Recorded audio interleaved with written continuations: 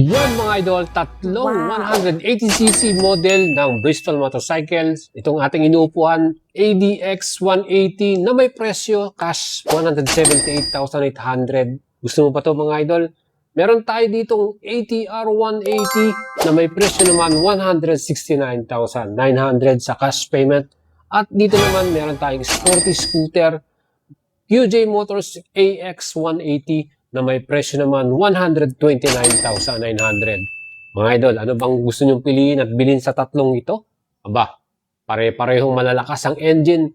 175cc itong parehong ATR at AX 180 at ito naman 180.5cc.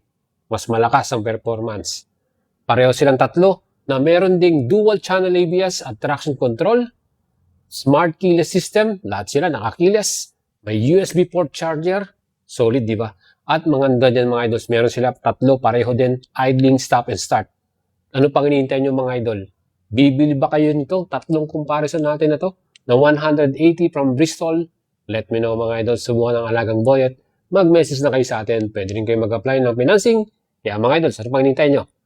Message na. Wow, tatlong pogi, ano? 180cc. Solid na solid.